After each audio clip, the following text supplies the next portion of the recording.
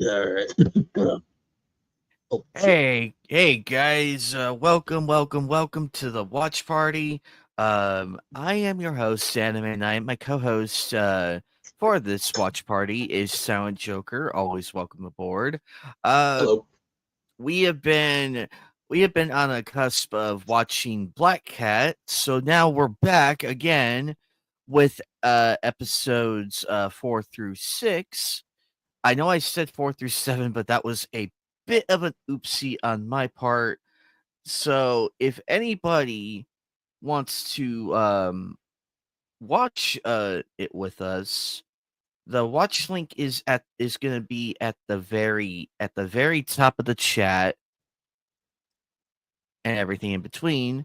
So that way uh you won't miss it. And if you want to join on the panel, you're more than welcome to. And we'll just talk we'll just talk about the episode and everything and all that fun stuff. So I'm gonna go ahead and pin that. Hello, Sarah Outlaw George. Hope you are doing good. Um, lots going on. Um, but I'm pretty excited for the coming for episode 4. Gonna be amazing. And hopefully things go good and we see where the story will take us now. Now that we met uh now that we met our main characters, the story can now fully progress and we'll be on our way. Okay, Jasmine entered the watch party. I see her right now. So anyway, guys, we are gonna start the watch party. Remember, the link is in the very top. Uh, it's in the pinned area. So if you want to join and watch with us, and then just join in on the discussion, you're more than welcome to. But we're gonna start it right about now.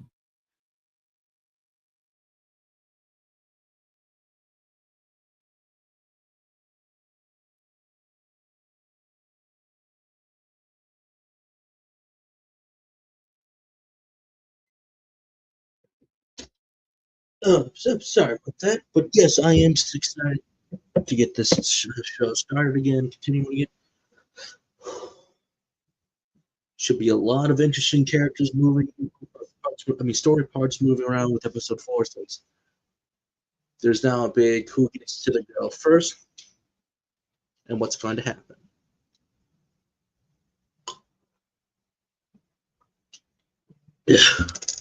Cool. Also, this is also the Devil May Cry day. Finally, Devil May Cry is out and it's awesome. Oh yeah, that's right. That's right. That just came out today, didn't it? It just came out Cool. today. And yes, you do get to hear the late Kevin Conroy in the anime. Ooh, How did they do his? he still How, got it. Still got it. did they just use did they use like the recordings and everything to do Yep, all the the recordings are there. You can tell it's him. It's precise. It truly is Kevin Conroy. At the end of the first episode, if you do watch the credits, you do hear "Devil Never Cry," and at the end, you will see in memory of Kevin Conroy. So the first episode is dedicated to him. nice?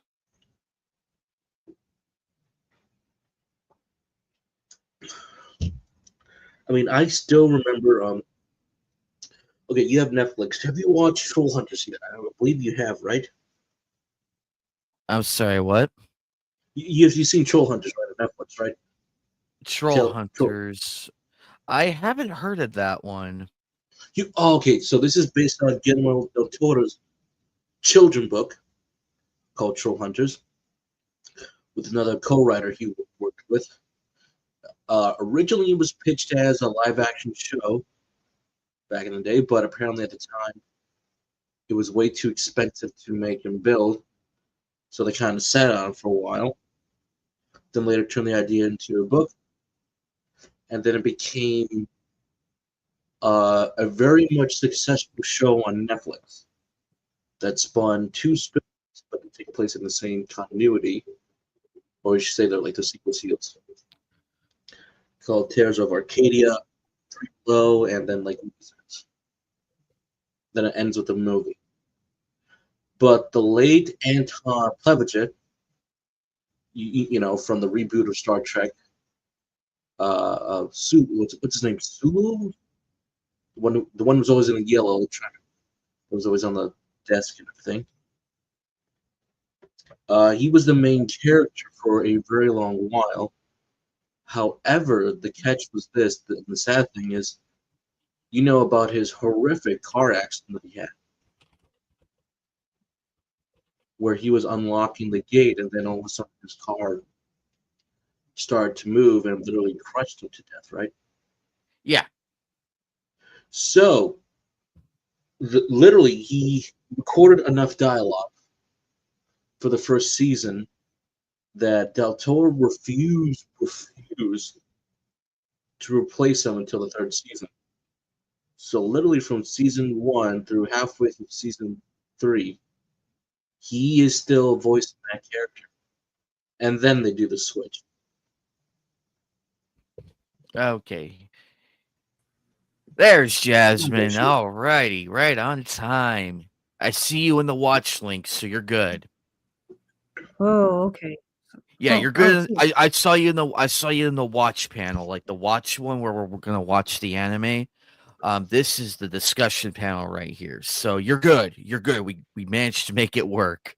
Oh, okay. Yeah, we're good. We're good. Alrighty. Now we're about to start. Now that everybody's here.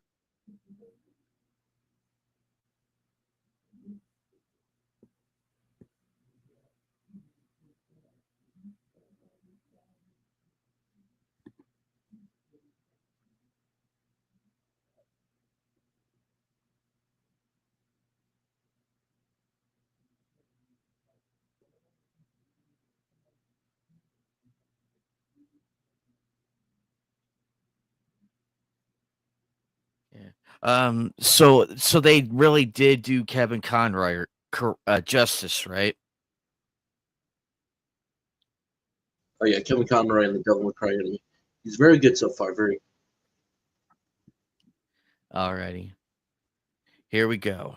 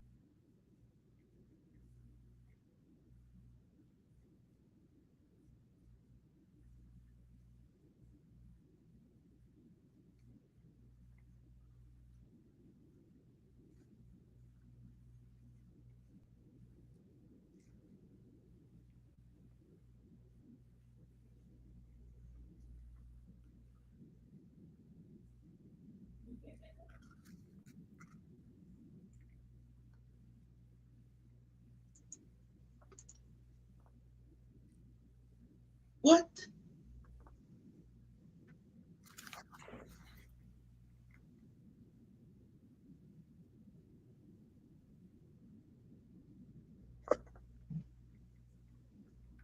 What?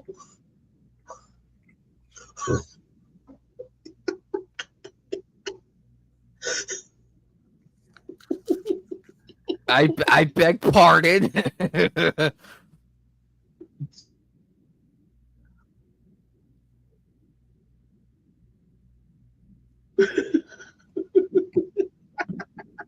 Of course. Clever.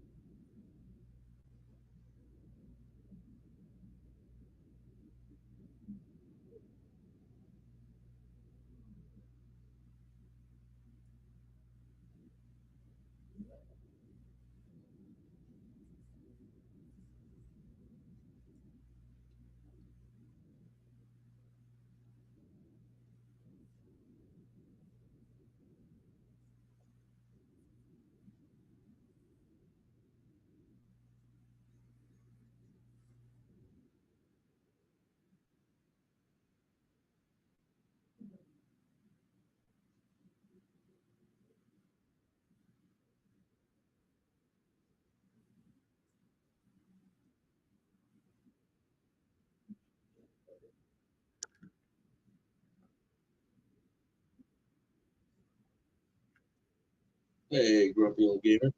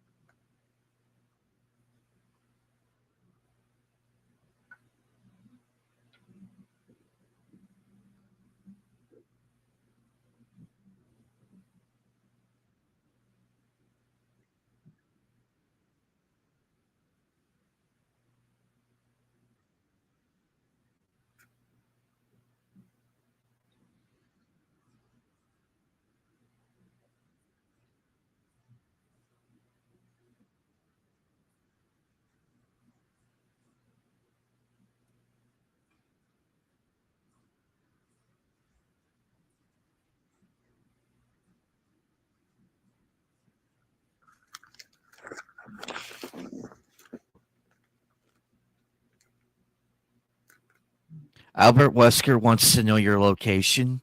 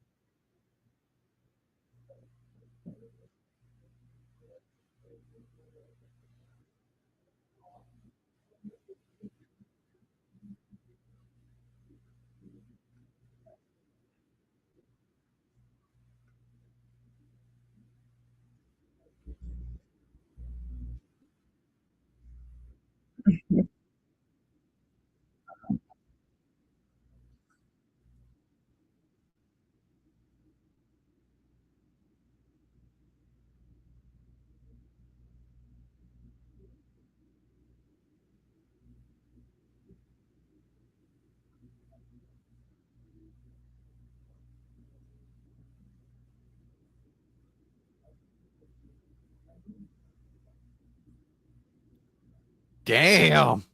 Holy shit! Did you see that? Let's see that again.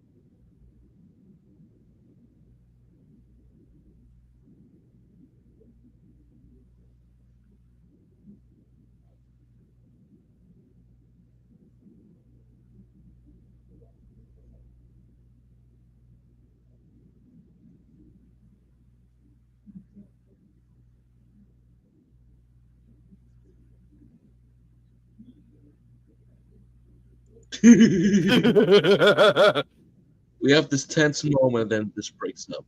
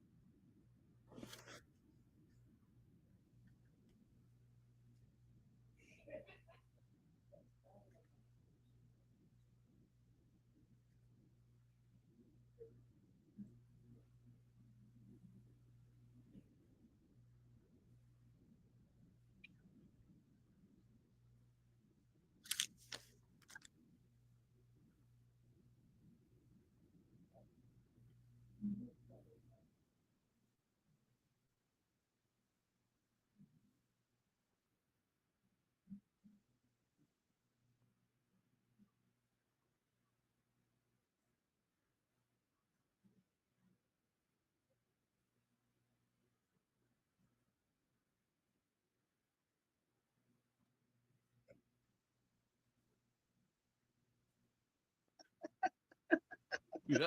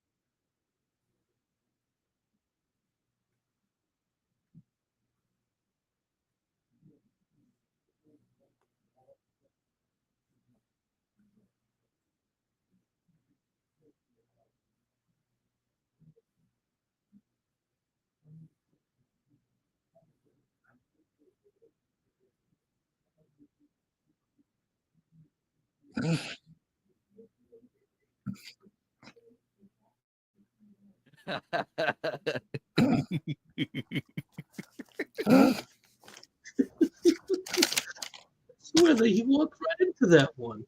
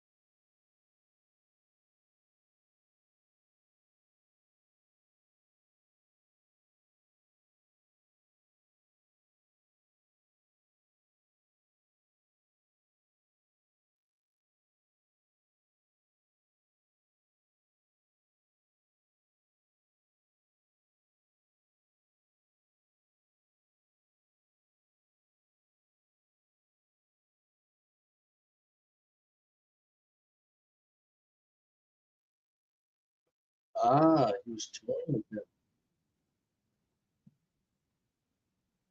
Oh shit. No, folks, I found the antagonist.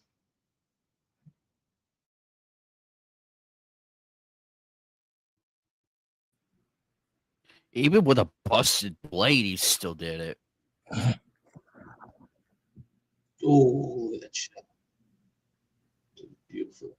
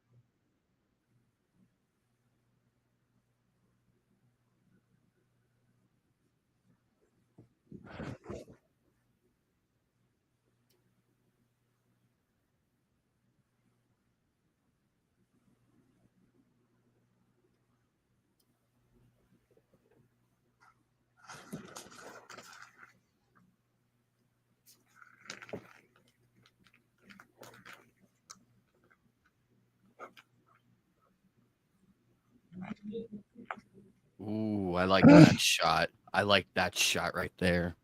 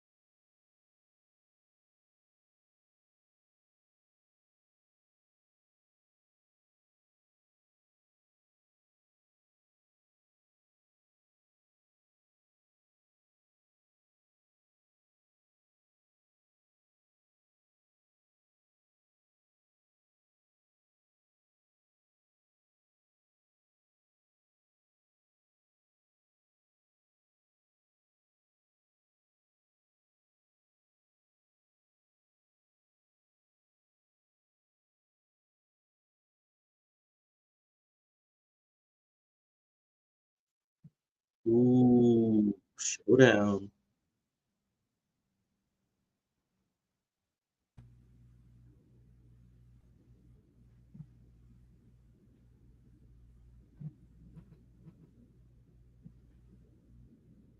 Hmm.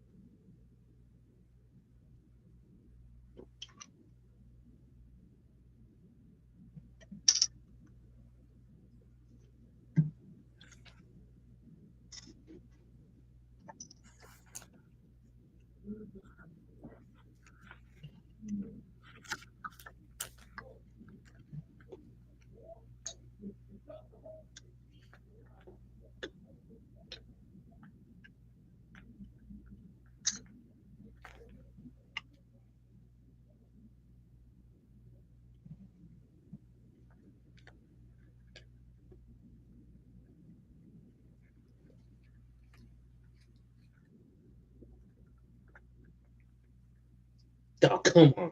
Damn cliffhanger. That's how they get you back in the day.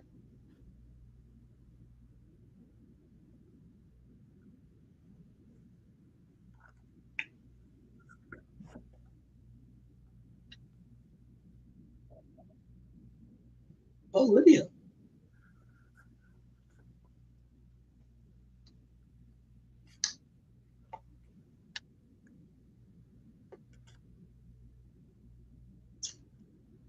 Oh, a funny thing yesterday at work, just talking about the subject of cats.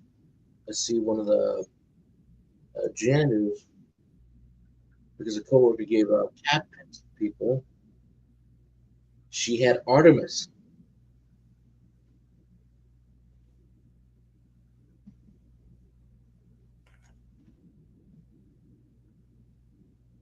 Oh yeah, that's right. She is Artemis.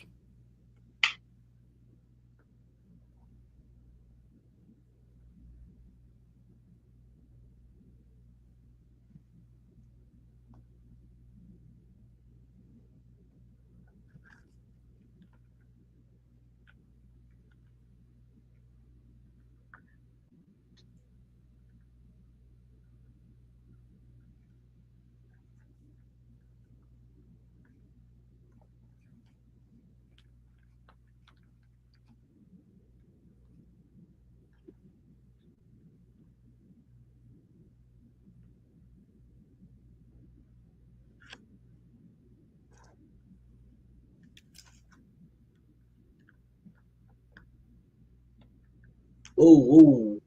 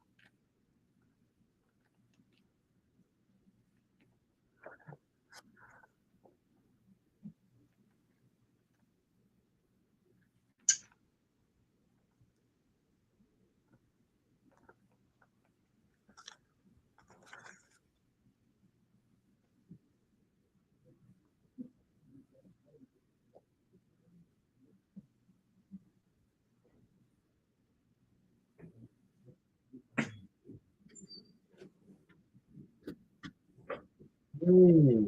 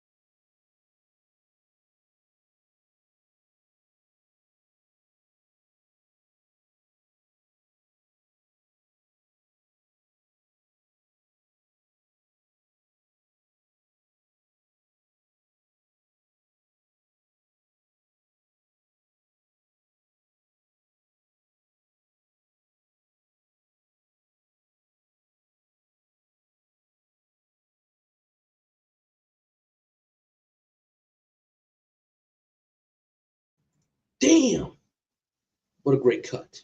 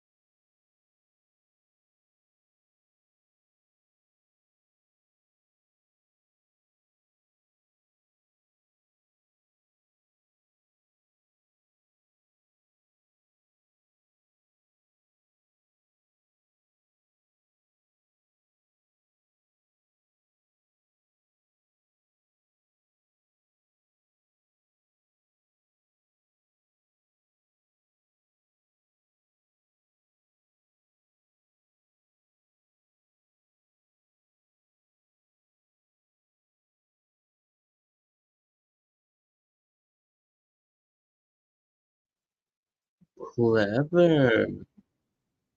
Subtle.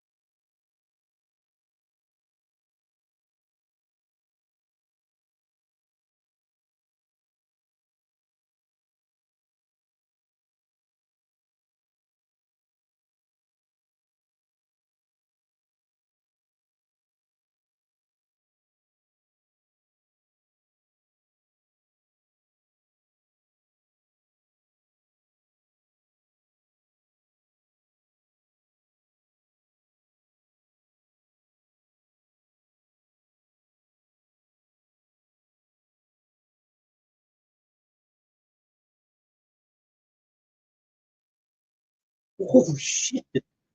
Damn.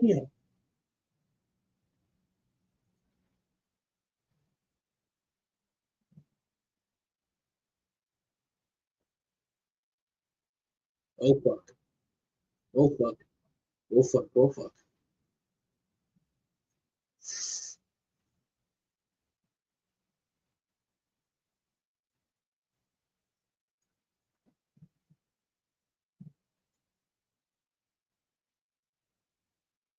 Agreed. Oh.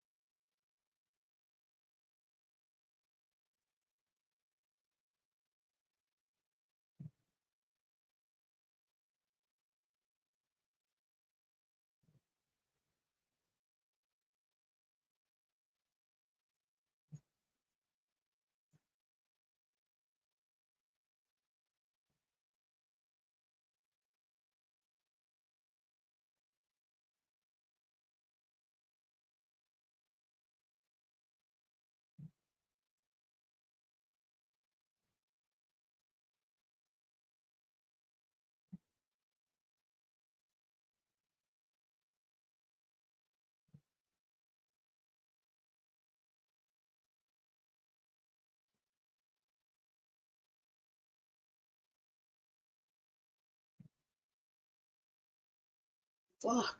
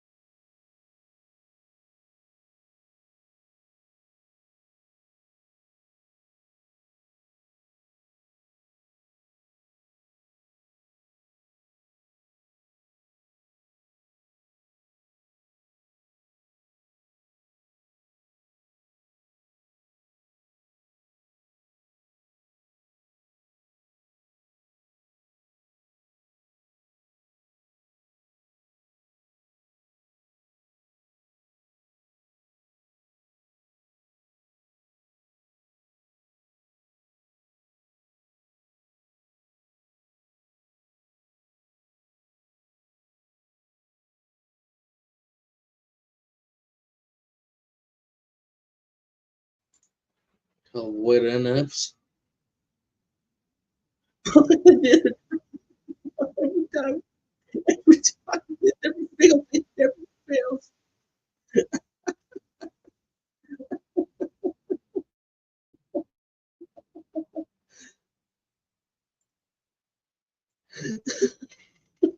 Never fails.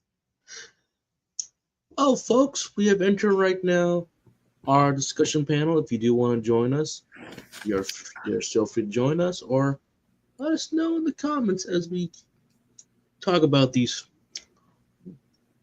pretty much some great episodes. Why is the cliffhanger?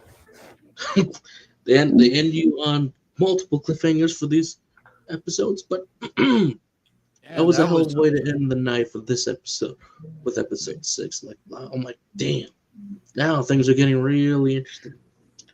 Getting more about Kronos, the bioweapons, Train and his relationship with Kronos, with a few others. You know that Creed is going to be one hell of an antagonist, which I always like taking Oh, yeah.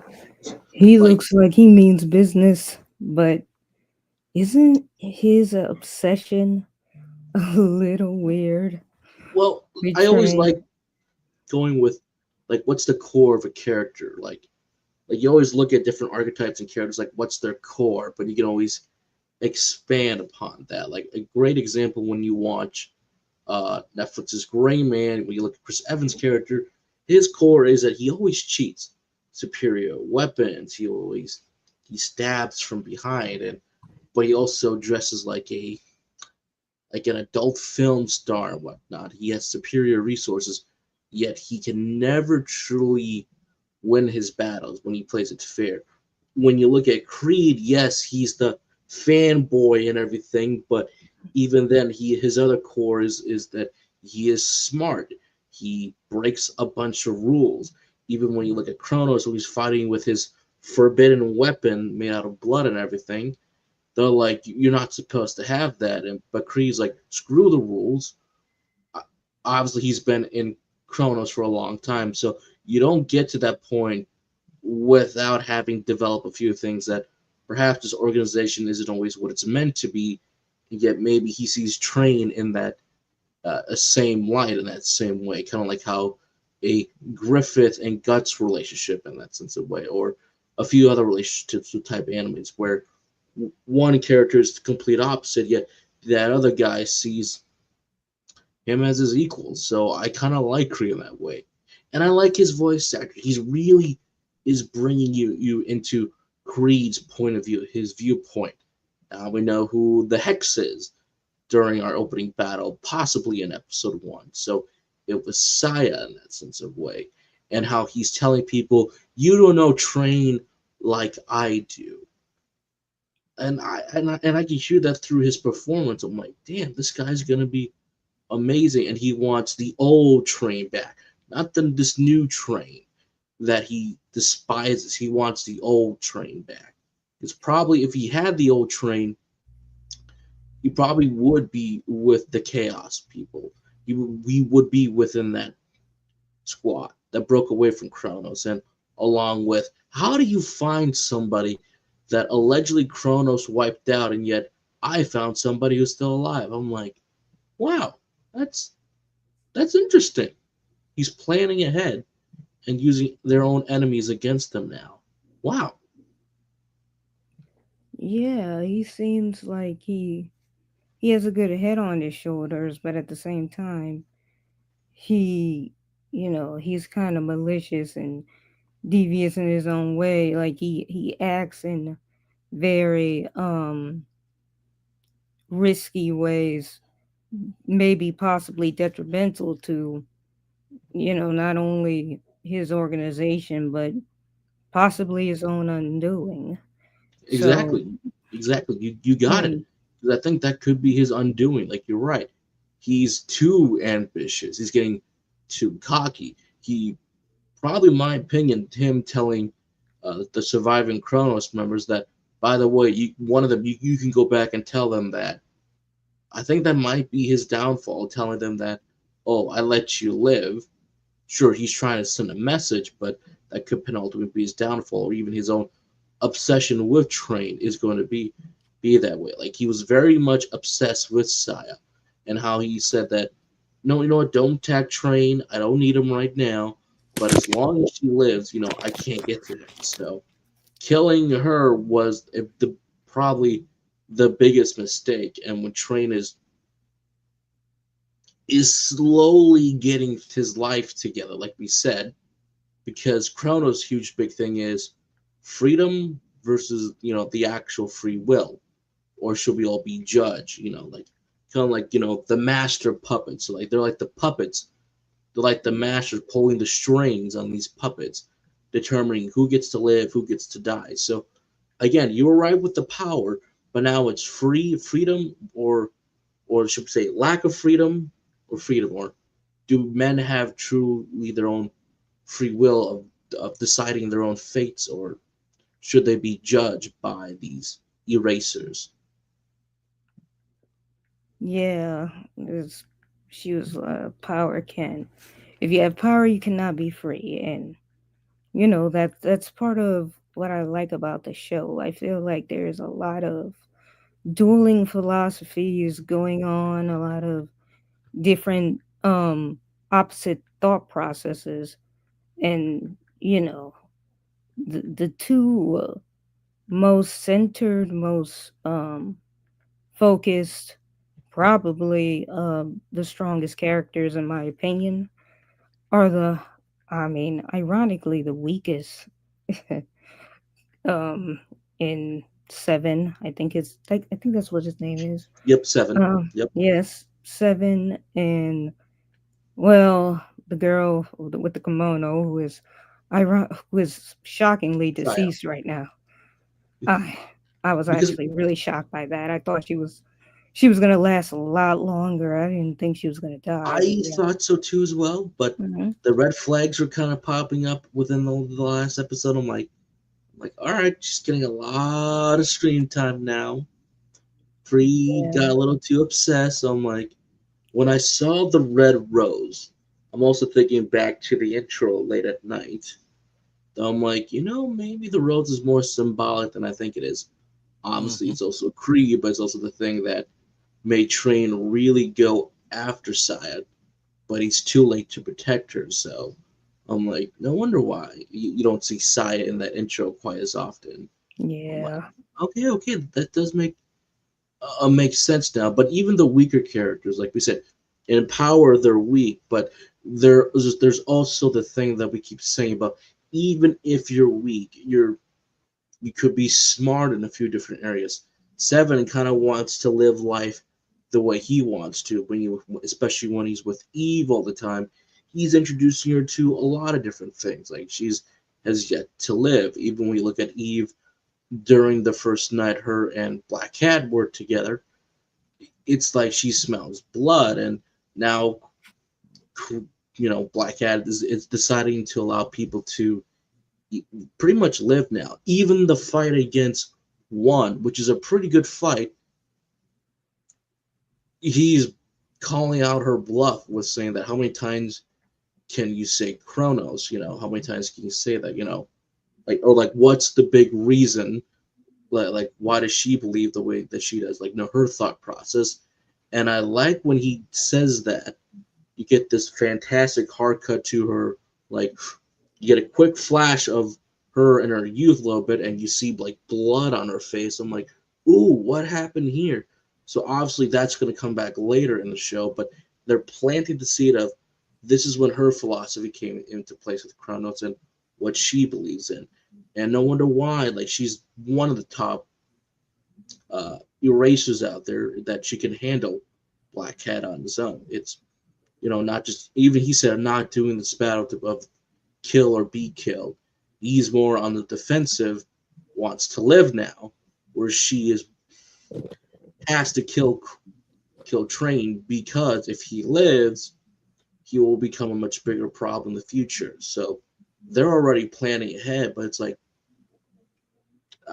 I kind of remember the quote from Kung Fu Panda from Master Oogway.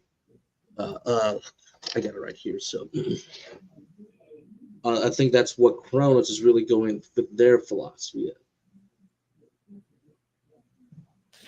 Yeah, I'm reminded of the quote. It's a very famous quote. Everyone continuously quotes it, but with great power comes great responsibility. That yep, fine. That's a great quote. But the Oogway quote that I'm remembering from is, "One often meets his destiny on the road he takes to avoid it," and I think that fits Kronos in a way. Sure, yes, they're the typical gangster mafia or like other people they go after, but when you kind of look at the Black Cat situation, the Train, he's just leaving, and they're giving him the chance to, if you leave, walk out that door, it's done, it's over. We will hunt you down. Even the captain even states that because you left and everything and have refused to come back, you are going to be a problem in the future. But will he though? Will he? Yeah, and I think that is the crux of it all. Like it's he wants to reclaim his freedom, and rightfully so. And like I said in the first three episodes, when he didn't have that freedom, that was kind of that represented a shackle for him, and it represented a sign of weakness in a way, because he was too afraid to claim that freedom, and he was a prisoner to such things. But now that he does have that freedom, I mean, that comes with sacrifice and risk, consequences for that freedom. And I feel like in a way that girl dying represented a consequence, because if he hadn't left Kronos, she wouldn't have died. Like his ex scorned lover in a past life, that's what I call him. Creed. He's I call it that one person that at least gave you hope or some way. Kind of like how yes. Anya, like if anything happens to poor Anya, Lloyd and Yor, or even the handler, they will do everything and anything to get that girl back. And even if she dies, it would be, no one would care what they would do. It's fully justified in that sense or manner. And it's a little kid would die. Obviously, Anya has been in a couple tough spots where she's both gotten out or has had mom and dad help her out. So there's that way too. And she's also seen the future of what would happen if dad did die. Her and Yor are very much depressed and sad without Lloyd. So for Black Cat, losing Saya was that ticket to, my action caused this. It didn't have to happen. Unfortunately, it did. It's what we call the lesson. Kind of like how everyone has it with obviously with Peter Parker, it's losing Uncle Ben and Gwen are the lessons. Black Cat, it's losing Saya. pretty much for Guts, it's like losing all the members of the band, the Hawk, and especially what happened to Casca, is that he cannot allow this to happen to anyone else until he comes across the Baron, and you get that beautiful scene, well, the heart-wrenching scene after the Baron is killed off, and his own daughter is claiming revenge that she will kill him one day. That she starts calling him a monster, and Guts like, he looks back and everything, and he's like, "I'll be waiting for you." But then when Puck catches up to him, you get this beautiful uh, pan shot, not even pan shot, this beautiful shot of Guts crying. It's like, no wonder why he's acting the way he's acting. It's all for show because he doesn't want any of this to happen to anybody else. And yet he's just carrying that weight of all the dead members of the band, the Hawk. No wonder why he's acting the way he is. Compared to later parts of the manga for Berserk, where he's a little bit more happier until the recent chapters that came out recently, where he's reverting back to his Black Swordsman era. But for Black Cat, this is going to be the big turning point for this character. And thankfully, it could come sooner than later. Because if this came later, the impact would have been a bit stronger, of course. But I say if he did it now we get proper motivations for the rest of the story. Yeah, exactly. And on the flip side, you have um Eve and everything that went down with her, and seeing her sorts of activation stage or what have you, this form of hers that That was a cool design, honestly. I was like, whoa, how fast was that? I'm like, let's see that again. And yeah, then when she's battling Black Cat, she can not only keep up with him, but also this goes to show you how strong Kronos members are. They can dodge whatever she's doing. Granted, we've been told throughout multiple episodes now that her powers are growing daily. So I'm like, this is just her as a kid. Just imagine later on, it's like if she can control it and not be the demon, what she can actually accomplish. So that makes it even more scarier right now.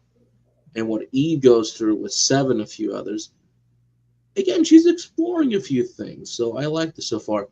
Hopefully, there's some more episodes dedicated to either to her or whatever else they're going to be doing with Eve, because I think it's going to be a missed opportunity, in my opinion, if we don't get those episodes with her, especially since that's going to be the main cast going forward from this point onwards.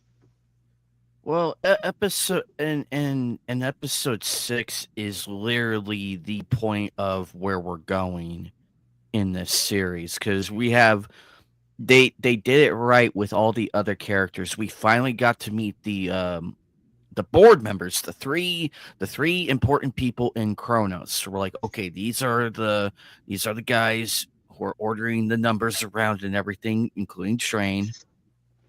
So we got that established. And it's pretty cool that we got to see them, though, because it makes it more. It does not break the illusion. It does not break the illusion. They may look old, but they're really powerful. Like, you could just tell. So I don't think it's not immersion breaking at all. It just gives Kronos like that more of a scary reality. Like, these people mean business. They don't care who they send out. They will do everything to stop training them. Uh, Saya getting killed. I thought that would I was and I shared a sentiment. I'm just as shocked as the both of you, because we're 6 episodes in, and Saya gets offed on the 6th episode, because the intro does feature her and everything, so you think they're gonna be, because with every anime intro that I've seen throughout the years, you think some of the characters, like in the early episodes, are still gonna be there, but sadly this is not the case. Now, uh it's pretty cool that they got to show like the different numbers and everything. We got to see 1, 10, I think 8 was there too, but the bald guy with the gauntlets, those metal things on his arm, the one that I mean Creed let live. Uh I thought that was pretty cool. Um Number 1, she really held her own against Black Cat though. Even She without did. his yeah, even without And his this is also Lydia McKay, freaking Bono Hancock herself. So I'm like, no wonder why that voice sounds familiar. that It's was Boa. Hancock. Oh my It's god! Dooney from Security. It's Wow. Boa Hancock. I'm like, no wonder why that voice sounds familiar. Who is Still she? as elegant as ever. Yeah, Which Luffy's fangirl. Or which should we say, voice actor? uh, Lydia. Lydia McKay.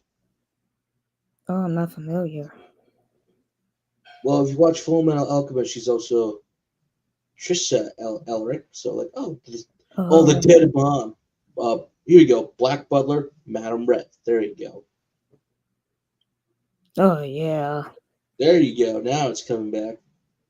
yeah. I haven't seen that one in a while. So um, I'm like, I wonder what. But this will be interesting to me to see more of the numbers because they all have different weapons, different swords. Obviously, she's a sword bearer, but also she's like an officer, like kind of like back in the day. So like even when before the battle starts, she is slowly wondering what's the next move. You get these awesome shots of her just getting ready. But the longer the scene goes on, the more like she starts to get too on guard. And when she's done being in on guard, she just goes on for the attack. It's awesome. It's amazing.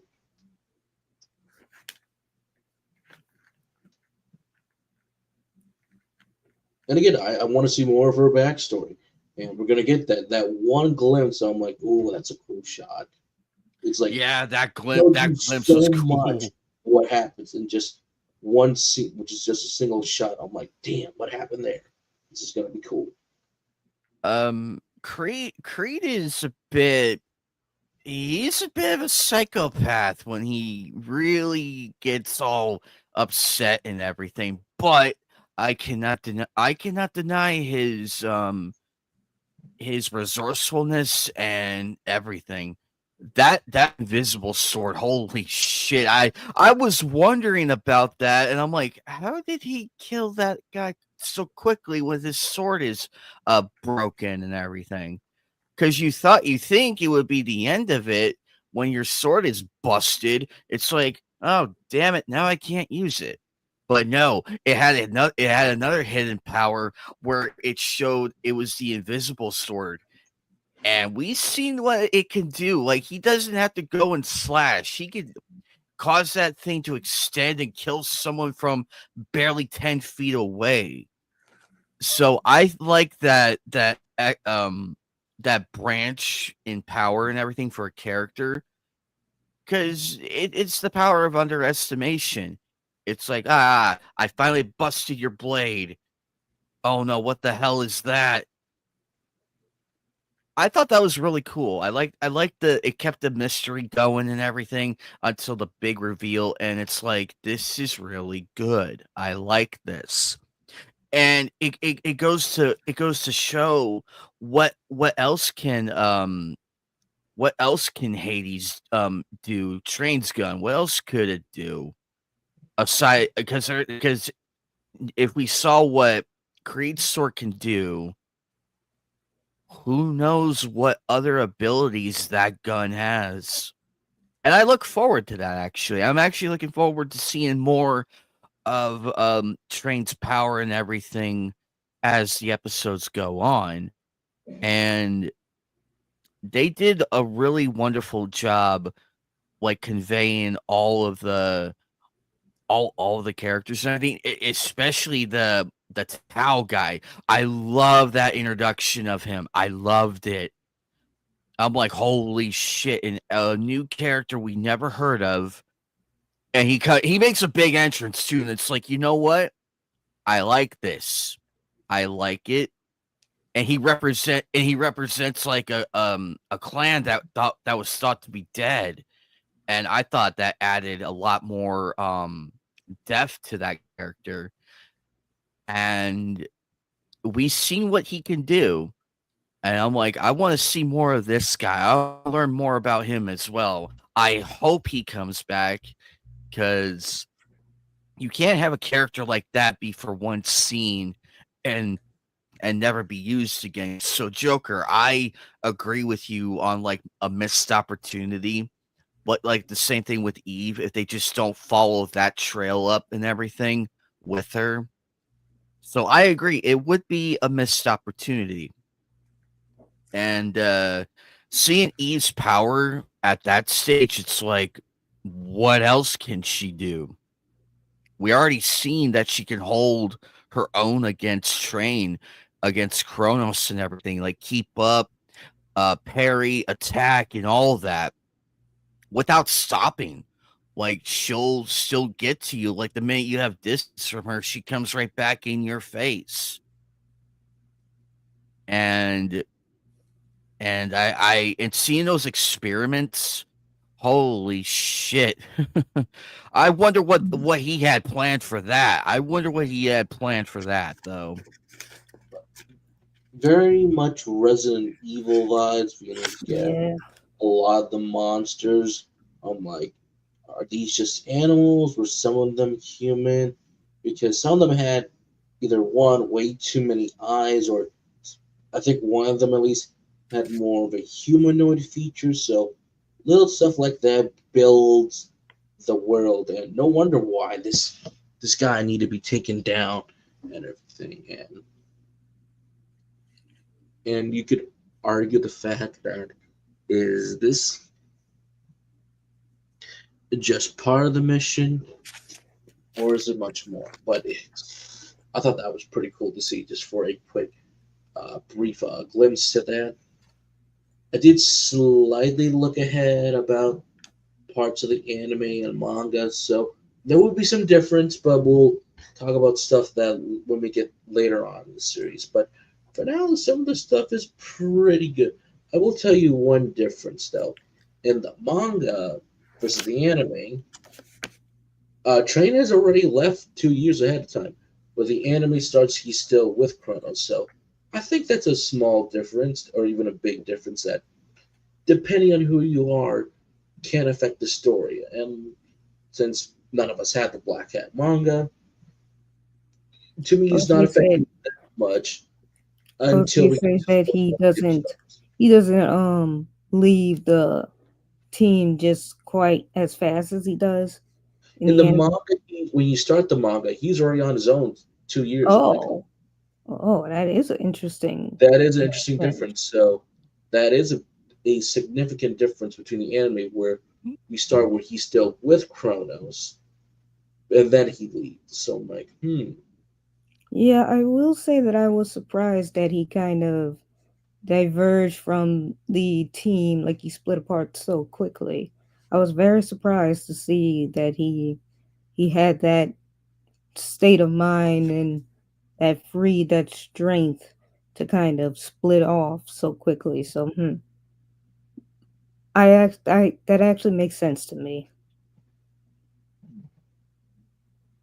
It is because it's built up like it's the seeds of doubt in his mind because Does we that see. mean does that mean like the girl who passed? Does that mean maybe she didn't exist, or how did no, that she work? existed. She existed. So she is Yeah, Okay, in the. so it was like a maybe like a flashback. No, no, no, no, no. Oh, These okay. characters still exist in the manga. The manga starts 2 years later, so and then the story still follows the anime beats. So a lot of our beats are still the same. Some of these beats are slightly different. Like the anime beats they're starting the story where he's still with Kronos.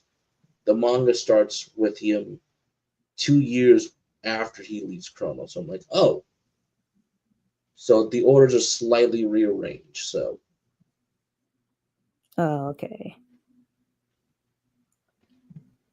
Um, yeah. Once you see it, it'll make more sense later on. However, we are getting to the fight actually that we did see at the beginning of episode 1, so that answered so we're getting back to our immediate res. That's what we like to call those in filmmaking. because remember they had the fireworks going in the beginning of episode 1, and we saw that dead body. So now this is answering our question from episode 1 at the beginning, and now we've gone full circle with that in probably in the next episode. I suspect we're gonna get our full circle answer from episode 1 and the next one, because the fireworks have gone off now. Now the fight begins, and I'm very excited to see where all this is gonna go forward. Also, I love the humor in this. I love the humor. I'm glad we had humor. We had humor scenes and everything because we got through the serious stuff, and we got some hilarious scenes and everything. And it's nice to like keep the balance going where it's not like all dread and action and everything. I mean, we love action and all that, but we gotta have a balance though. Like have a cool down scene and everything, and then build back up into the main story. And I felt like episode 5 did just that. It did just that with the hilarious banter between Sev and and the other woman with Eve there. Like, so what are you two romantically linked or something? I thought that was funny.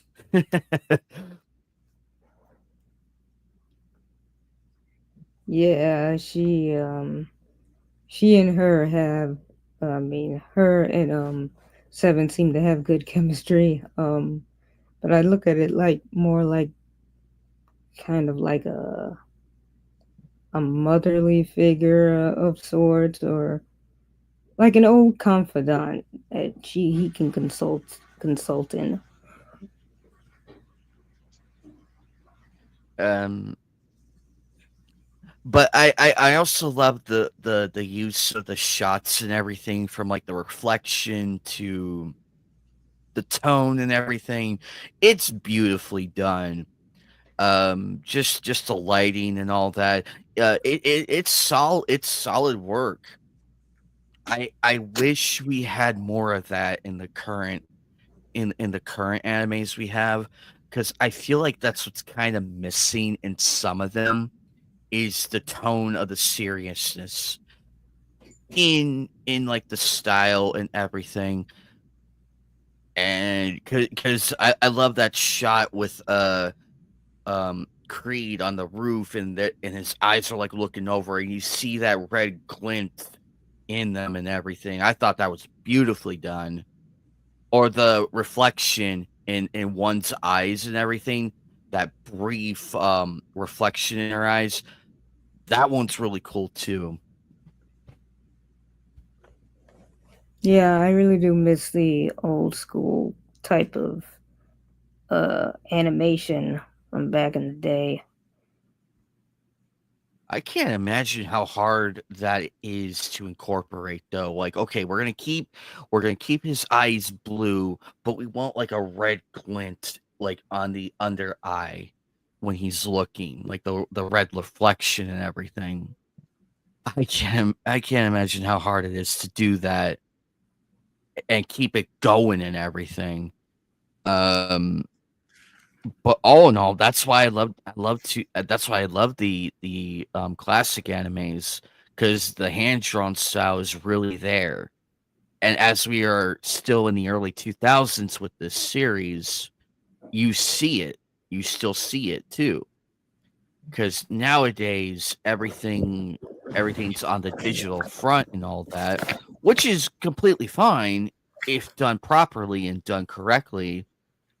However, what you're missing is the emotion behind it.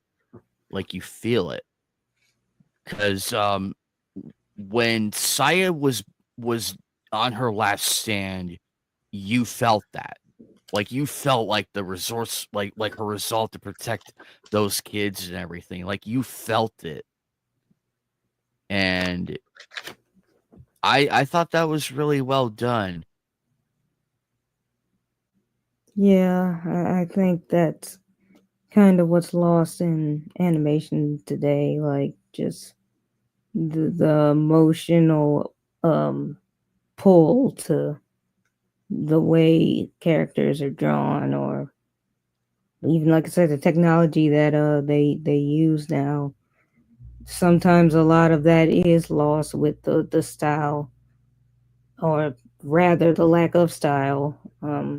It's one of the things I respect pretty highly about Hayao Miyazaki, because he understands the more emotional pull and just the stylistic approach to animation. Like, he has like a restricted amount of digital use in his animation.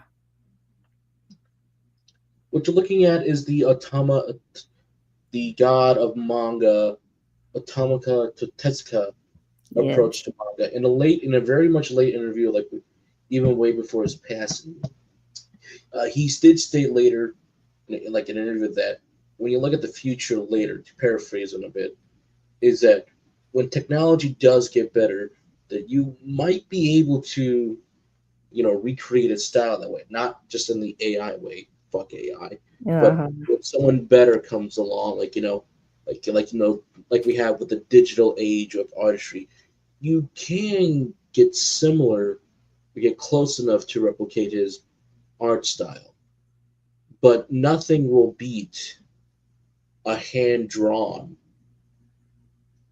project, hand drawn film, hand drawn animation. Nothing will beat something that's hand drawn. Like over the years, like there's a reason why when I love I love Chuck Jones, Looney Tunes creator, everything, by the Looney Tunes. The reason why a lot of this stuff looks so great is it is hand drawn. It's that beautiful cell shaded animation the old school way, and the more that people will keep telling you that they made, the more beautiful drawings it made. Heck, like even when you watch some of the classic stuff, you can see some fingerprints in some of the stuff if you look really closely, so you can see how beautiful some of the stuff is. Like it's just so gorgeous to see sometimes. Sure, they clean up in the process, but you can tell that, oh, there's a fingerprint. That's where they were painting. Overall, I gotta say, 6 episodes in, they really kicked it into high gear on the sixth one. Because now, as Joker said during the Sonic watch party, we're now advancing the story. Because we've had some good filler. We had a few good filler episodes in here. Not too many, which is nice because it kept the pace going and everything.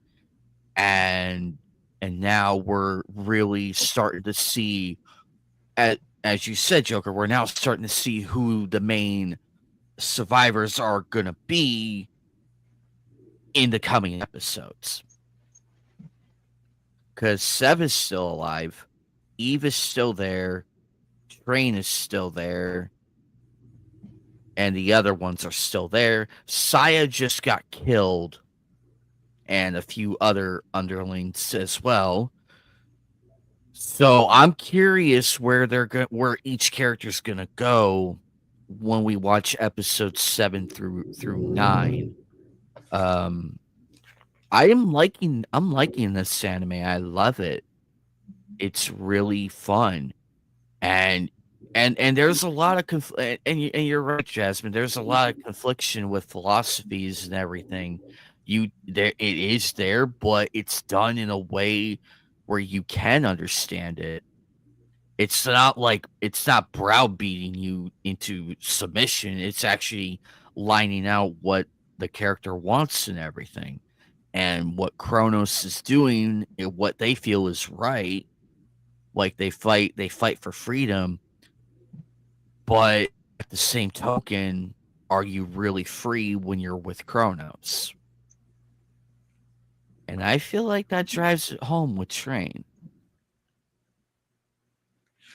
Yeah, and I feel like that is the polar opposite crux of the situation because yes, they do they have a lot of power, but you know, they feel like you have to be reeled in a bit if you have that kind of power because you may make the wrong choices if you have that power or you may abuse that power like you know it's telling a lot of good lessons without I mean like you said like beating it into people.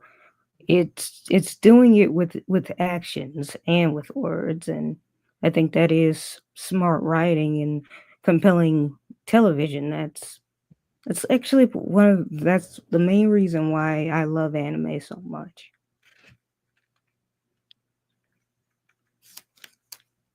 Exactly, and it's so done and everything. It's so well done, and that's why a lot of us flock to anime whenever because we just want to get away from the world we're living in and go and have a good time and everything. We did have that with the comics and everything, but with all the bullshit going on with that, and now with everything happening, I firmly believe that we just want to escape, and this provided the escape we needed.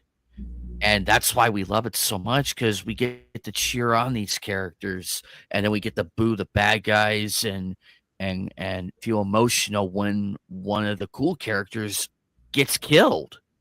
And I feel like that conveys it so well, and it's just so because we did not expect Shia to die. I mean, this early. I half expected her to. I have oddly enough, I half expected her to die probably between episodes 9 through 12, like somewhere in the middle. But this early on, that really threw a curveball at me. But that's why I like that. But that's why we like it because it's the unpredictability. Yeah, and I feel like she represented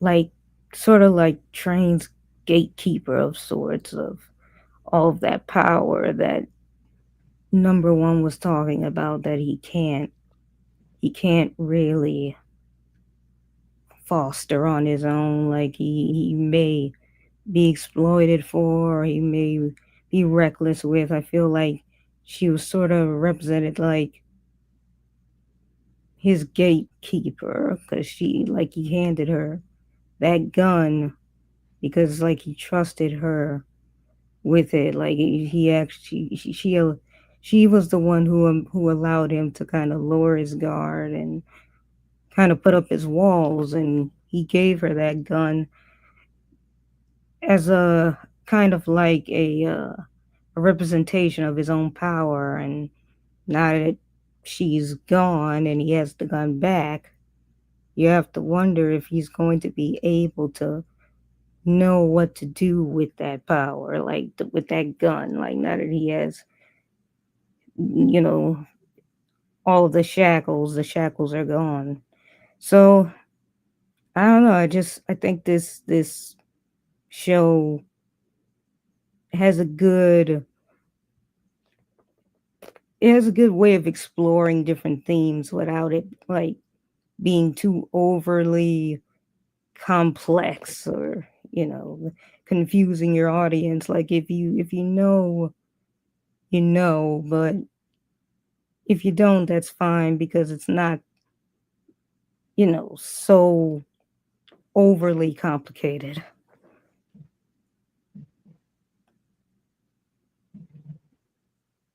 Yeah, exactly. Plus, um,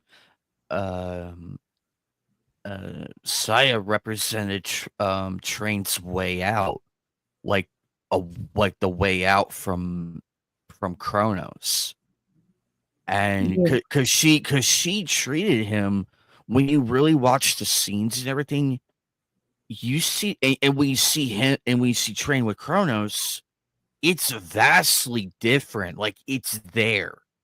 Because Saya treated Train like an actual person, like yeah, sat with him, had drank milk with him, asked him to go to come watch the fireworks and everything. She saw him as a person rather than a weapon, and you could say the same thing with Sev and Eve. It's like that basically. You could make the case yes, with Sev and Eve, and it's still this. You'll still get the same outcome because Sev represented Eve's way out, and Sev is still here because he really went that far for Eve. He really went that far, yeah, and and the argument can be made that that Saya was willing to die for Train, like she was willing to die for him in that moment, because because her pleas and everything, she was standing up for him, and you feel that. So in essence, Saya really was Train's way out. Like, hey, there's a life better beyond this. And that's what I feel like that was what really pushed him to leave, amongst other things. But the core component of him leaving was, am I really free? When he really thinks about it, and it's just so, it's storytelling in its finest. It's all there, and it doesn't have to be explained to you. You could just look and read between. If you could read between the lines, it's right there. yeah, because it's Under told, Oh, go and ahead. it's, yeah, I just was gonna say it's told in its simplest form. It's like it's concepts and lessons that people can process just through what you see and what's going on because it's just like it's life lessons and it's just it's so well interpreted just through the actions of the show.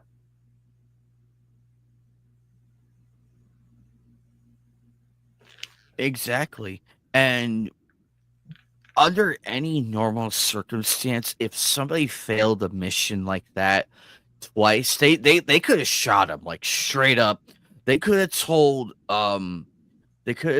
number one to just shoot him right then and there, and in that meeting, because you go in there's this famous quote from uh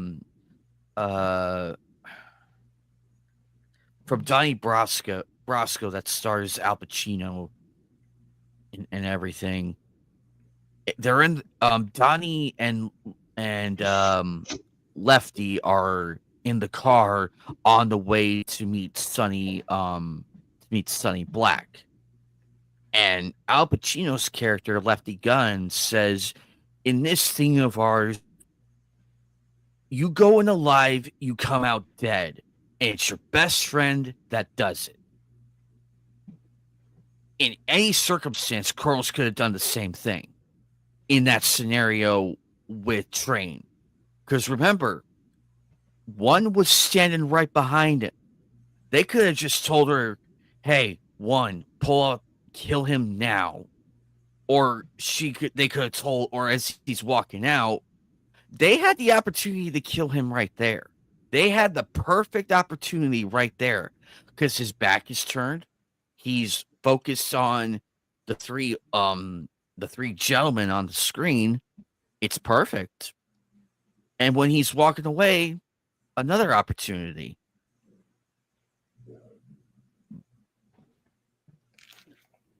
Yeah.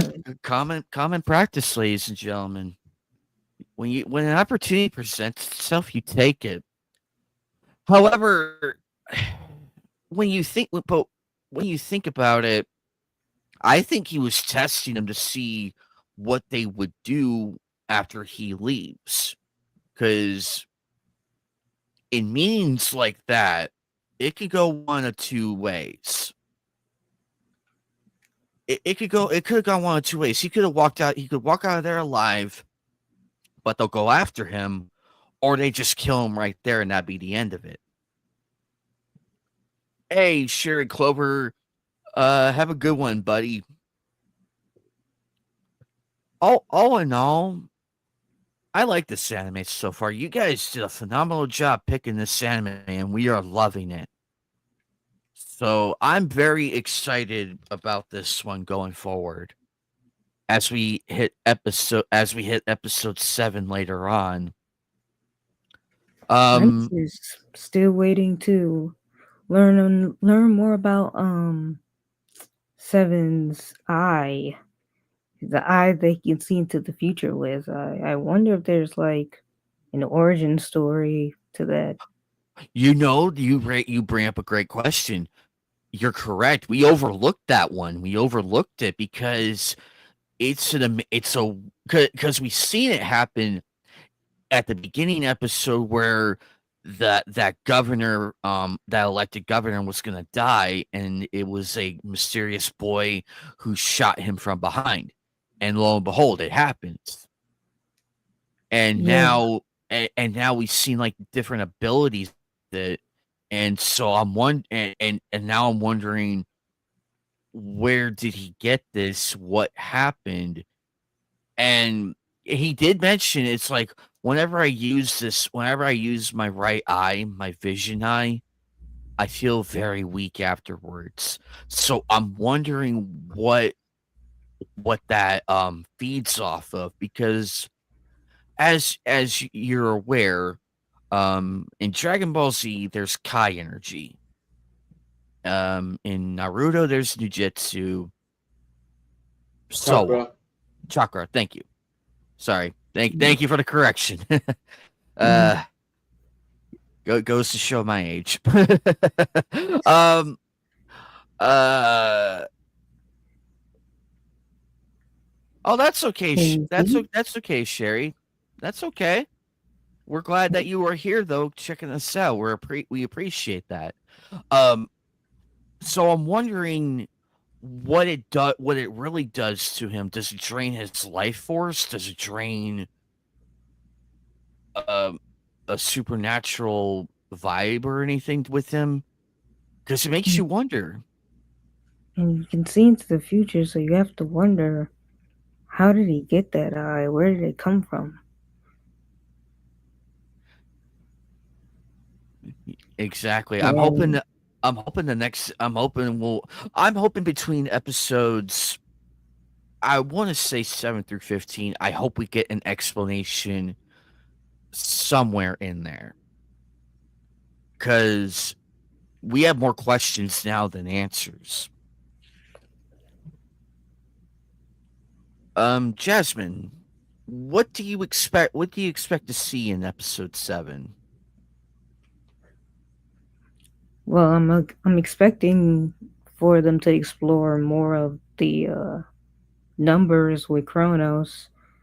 Uh, I actually am looking forward to learning more about one from Kronos, even though I know she's a villain, but I feel like there's like a back story there, or maybe some misunderstood aspects of her.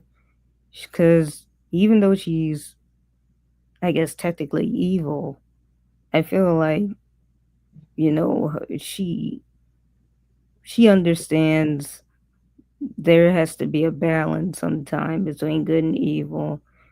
Like her philosophy on just power needs to be reined in, or there are consequences for power, or just doing what she's doing for a just cause in her own way. So she's actually a character I'm looking forward to exploring more. And of course, Creed. I'm looking forward to seeing what else we're going to see from him and his obsession. Mhm. He is actually pretty creepy when he was obsessing. I'm like, you okay there, Creed? Do you need a spray bottle? I think he might. I think he might be Well, confused. too close Tokyo Ghoul levels are creepy. I think he might be a little confused about a few things. Or maybe he's not. Maybe he's not. He doesn't know it. But Joker, my dear friend. What do you expect overall? Oh, hopefully, uh, there's some good momentum going. Hopefully, the casts are more. They will deep dive into more of their past a bit more. Obviously, Creed and his lackeys need to be dealt with, and I do hope there's some good conflict between the three groups going forward because could be a very much entertaining show if they can balance out all three.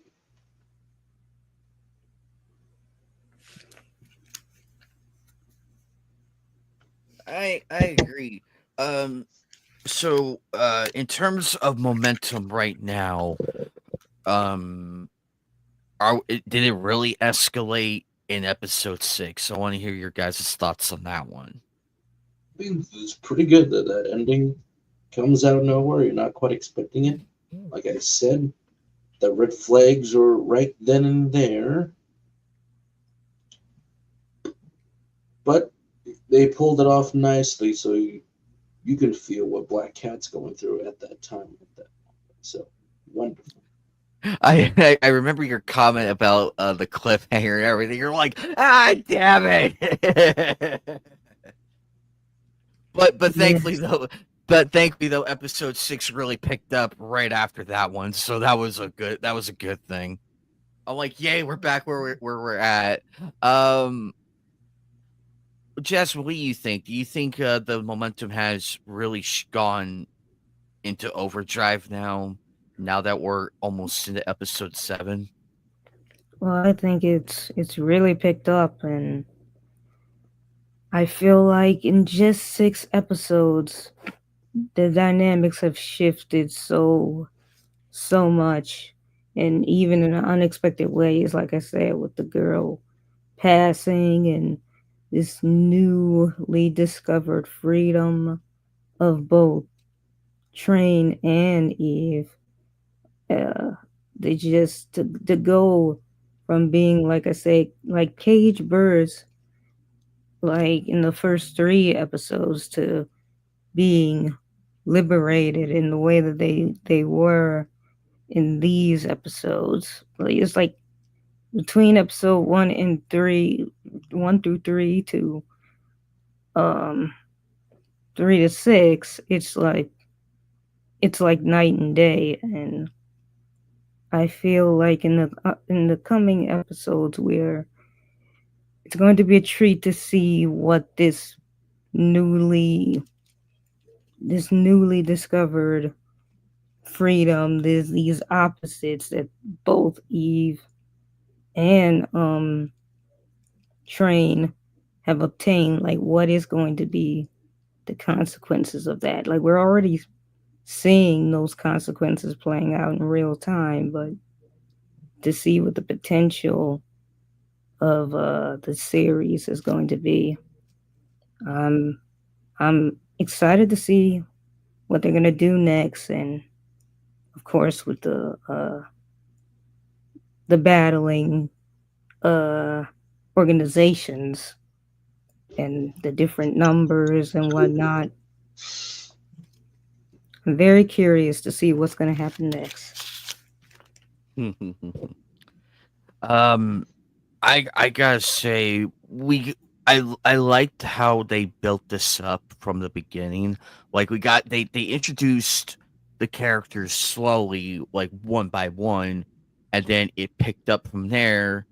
It didn't feel overcrowded, like how some animes tend to overcrowd in the early Mhm. episodes.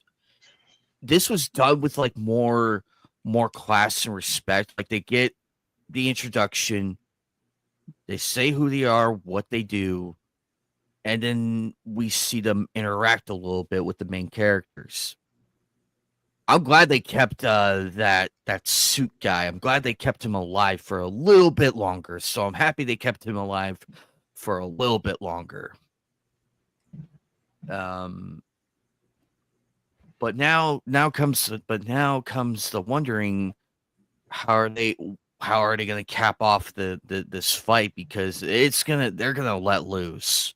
I know the fight between Train and Kronos, I mean not Kronos, Creed is really going to let loose, cuz it's the same thing with Vash and Knives. Me and Joker speculated a lot of things into that final episode, and we weren't disappointed. We were not. We were like shocked how they went about it, and we're like, give us more. But I'm pretty excited though for episode 7 through 9. Hard to believe we're on episode 7 already. Jesus. Um overall, I'm loving the story so far. Guys, if you haven't seen Black Cat yet, please get it. Please try and watch it. It's really good so far, and it has great character dynamics so far. But when we get to the final episode and do that big discussion, you'll get our final verdict from us down that road. But for the time being, I'm loving the direction that this is going. We finally got to see they finally know who the established characters are and who the filler characters were that are now gone. We'll probably see a few more of them later on, but I am very excited to see what other numbers are going to show up, because we already saw 10 and 1, and now it's like, okay, because there's 13. There's the established 13. Now I'm wondering what the other ones look like and what weapons they have and abilities too. So I'm looking forward to this, guys. Yeah, But same. final thoughts on episodes 4 through 6. Jasmine, I will start with you. Well, I'm looking forward to seeing uh getting more of those the numbers revealed. Uh, Especially one. I do want to know more about her backstory, and yeah, I do wonder if they're going to show more of uh more experimentations from Ruben. I'm sure his depraved mind has some more secrets hidden in his basement, so I think hopefully we'll see more of those. Um, and I do want to understand and learn more about the nanomachines. I think more of that they're going to reveal more and more with time as time goes on. So yeah, I think that's what I'm looking forward to seeing the most. Um, I agree. That's actually gonna be fun. I'm looking forward to it as much as you are, Jasmine. And I'm glad that you're liking this anime, though. I'm very happy to hear it's actually hitting the right notes with you, and it makes me happy because when people introduce a new anime to me, I give it like 3 episodes, and so far this has impressed me. This has impressed me. I'm like, all right, this is good, and it's something new.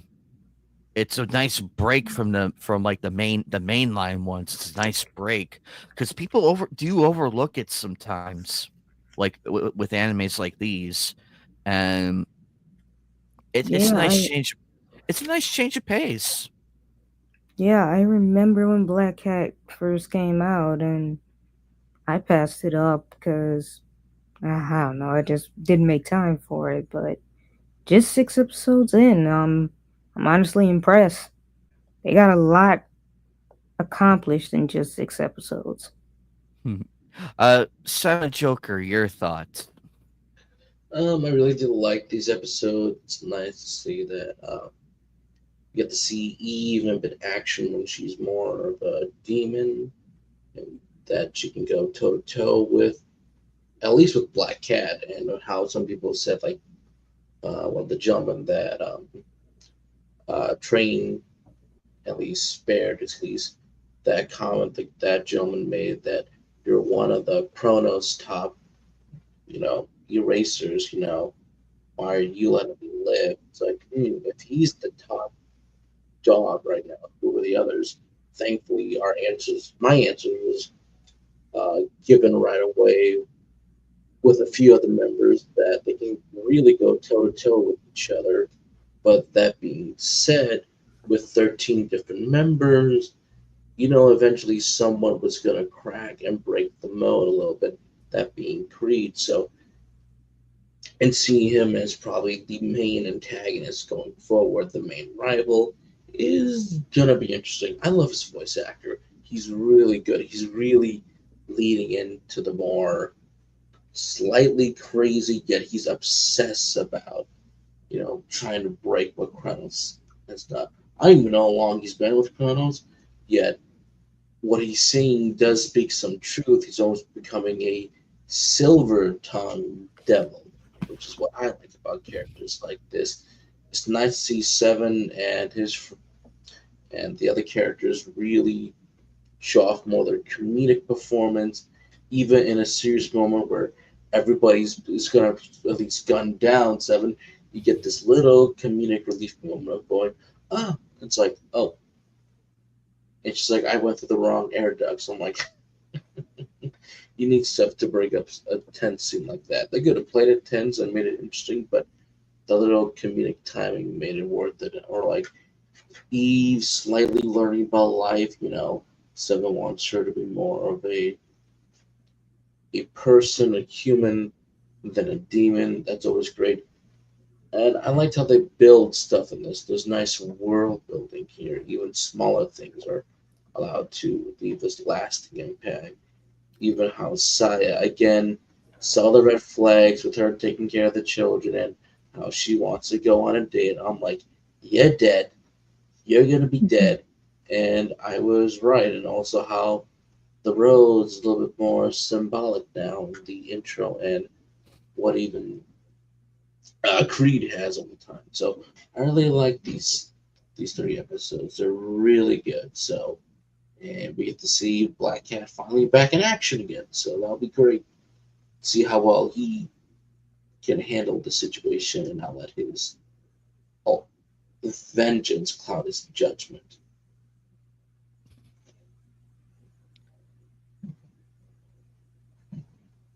Precisely that, and um, and for me, they really kicked it up in 6 episodes, and now we're on the good track to where it's all going.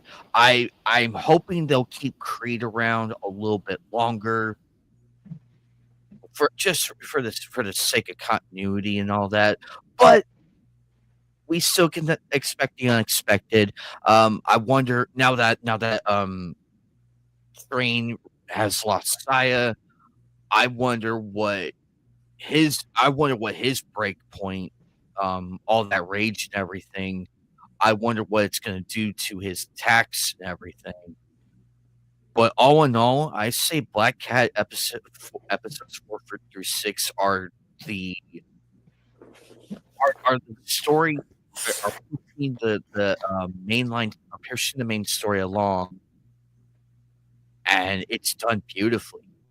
Like, you could just see it escalate so badly, but it's done correctly too. With that said, I'm looking forward to episode 7 through 9 on the next watch party, and best of all, it didn't skip. It went right through all 3 episodes. We got to watch all 3 episodes, not one Oh for yeah, it was so it worked perfectly. so I can now finally write off the other one as a defective disc. I can write that one off now because this one played all 3 episodes clean from start to finish with no problems, which is a good thing. So now I back up my claim. Get the super amazing value edition. If you guys see it, get it because it's better.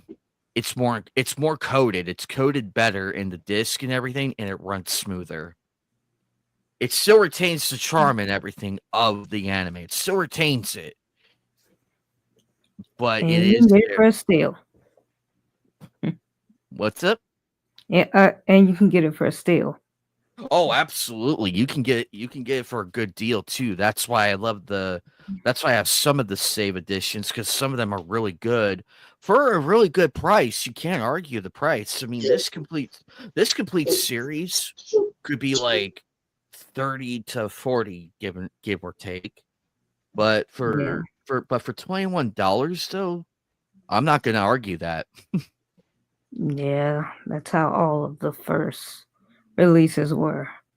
You have to buy them for the charge an arm and a leg. Mhm. Um well, guys, we are at the end of our watch party discussion.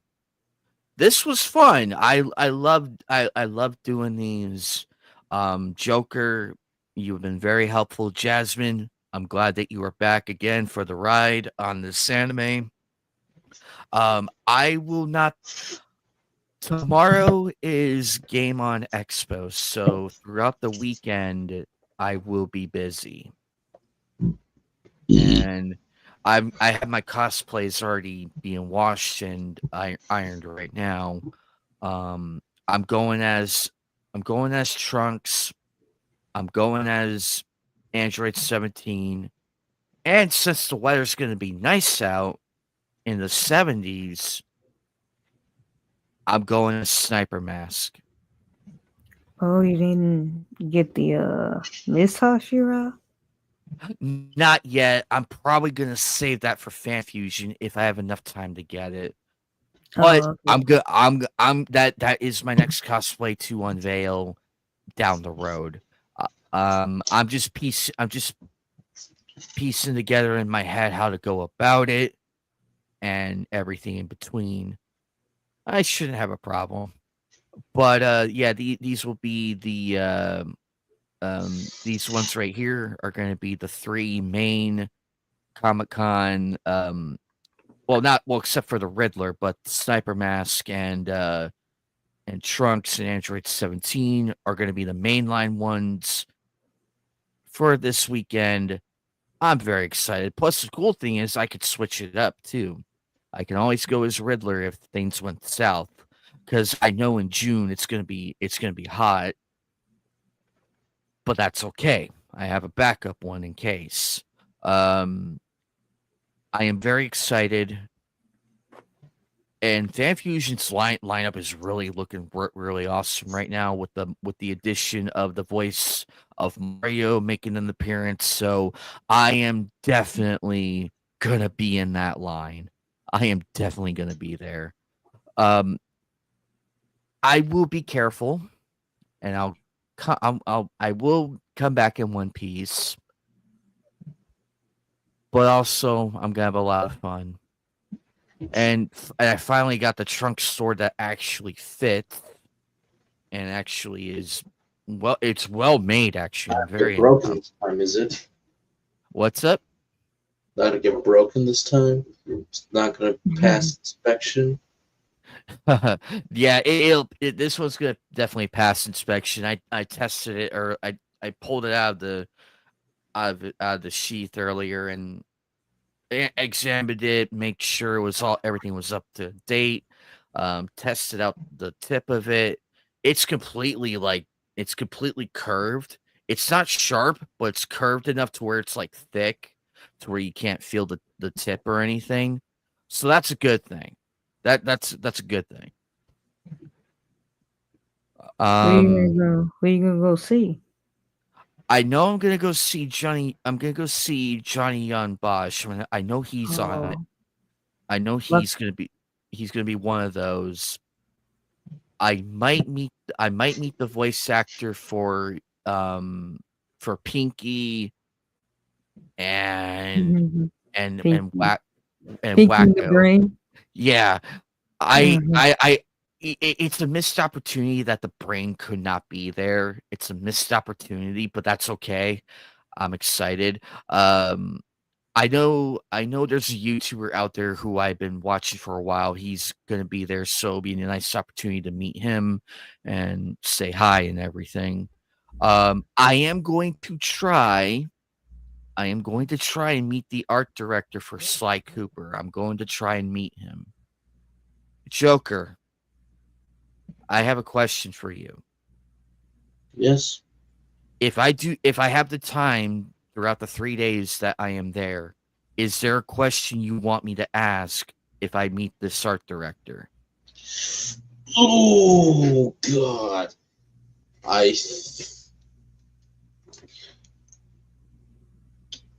Oh God. Oh. Wow. Now you put me in the spot right now. I will get back to you in the morning. It doesn't have Though to I be think the it safest doesn't have question to would be this. The first safe question would be to ask him, would you like to see us like Trooper 5? Finish the Oh, story, get a proper ending to the characters, and then make a spiritual success. Well, do like get a proper Sly 5. Should Sucker Punch do Sly 5 with the re-release on digital for both PS4, PS5 with Sly 1 through 3? We should get a Sly 5, let alone a Sly Cooper HD collection for the PS4, PS5. Physical, a physical collection. So we can all get our physical copies. That isn't just available on digital.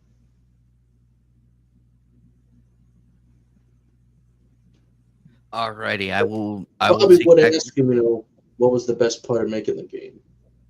Like, what was his favorite memory of making the game? Ooh.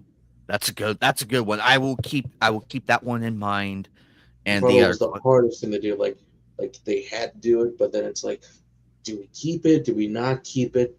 What was the hardest thing, like just to let go? I'm like, oh, we gotta let it go. Because I know for some of the director commentaries, they made some comments of what they hadn't made or kept. Like even during one of the Raleigh levels, they said one of the levels changed a lot. So I'm like, oh, that's pretty interesting, cool to know. But yeah, that's all I got. So I'm like, Alrighty. I'll just show I'm just gonna show Jasmine real quick what I am talking about. So, Jasmine, this is the lineup for Game On Expo. This is the lineup right here. You got oh, Kanji Tan, Tang, yep. voice of Gojo. Mm-hmm. And Oh, then Riley Flanagan. I'm debating. I'm like seriously debating. Wow. That's Johnny Unbosh. That's who I'm gonna go see tomorrow. Um, I mean, well, I can beat that even though I can't really go. Even though it's on my day off, I'm known we're near Milwaukee. According to Johnny, for Midwest Gaming Classic, all four of them, Nico, 3 of the Ninja Dante, Turtles. Virgil, and V are in Milwaukee, Ooh. and I'm nowhere near close. But you did. I know, so close. Why can't you guys just be an hour drive or 90 minutes away? I would have been happier. And then I would have been like, all right, here's what I'm doing on Saturday.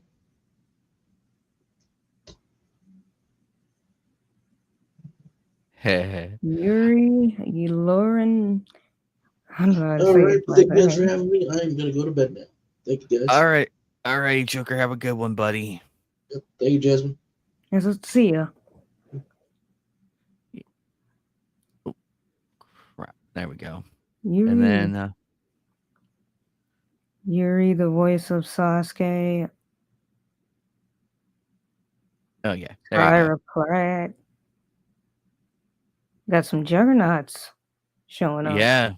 I know. I'm just like, oh, damn it. Who do I want to go see first? I know. You could spend a hell of money trying to get all those people's autographs. Damn. Oh, Dawn Bennett. Yeah, man. Who are you gonna go see? I know for a fact I know for a fact Johnny has already decided. I know he's one of them. Miley Flanagan, probably a maybe. Somewhere in there. I definitely want to meet Rob Paulson because he voices Pinky and Doctor Scratch and Sniff, and it was Yakko. I had the wrong voice actor in mind for Wacko. It's Yakko actually. And you are right, Jasmine. There, the 4 turtles are there. The 4 of Yeah, them are. Raphael, my favorite Ninja Turtle. um, there's just so much to do. Um, oh, Paul Castro Jr. He voices Vegeta and Daima already. Oh yeah, yeah. I It thought he says did a good job.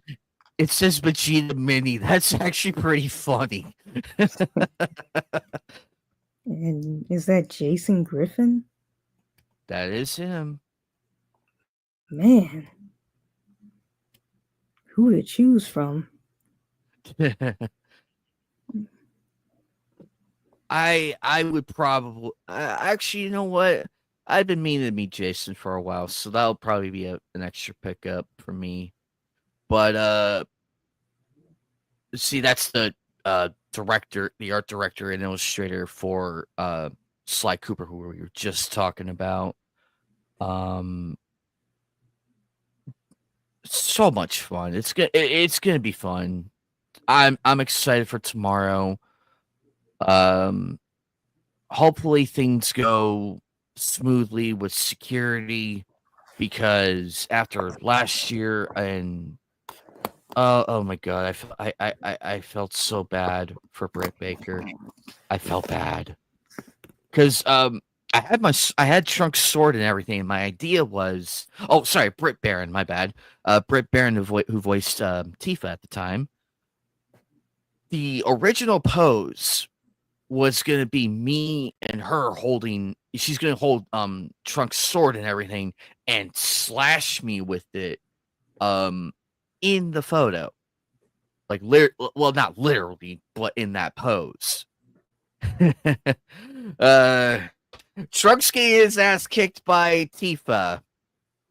Live to see it, ladies and gentlemen. But if it wasn't for security being jackasses and taking away my sword, it wasn't even sharp to begin with. That would have been the thing. But now Yeah, that I have all that bases covered, I should probably go in completely fine. But Yeah, well, make sure nothing happens to that sword because that's a beauty. oh, it was. It was. I loved it. I had so much fun with it. Um, but anyway, I'm gonna get out of here, Jasmine. I had a lot of fun. Yeah, me too. I'll catch Be you at the sure to. next one. What's up? Oh, I just said, I look forward to the next one. Oh, absolutely. No Nights at the Anime Table this Sunday. The new schedule will be posted next week. I just gotta look at my work one, see what's going on. But I'll be able. But I should. I'll be doing a post con stream. I don't know when, but it's gonna happen. We'll see what happens. But anyway, Jasmine, I'm gonna get out of here, guys. Thank you again to everybody on Twitter and on YouTube. 48 people stopped by on Twitter. You guys are killing it over there and everything, and also on YouTube. I love doing this, and I cannot wait to do more. Lots of fun stuff coming. Stay tuned.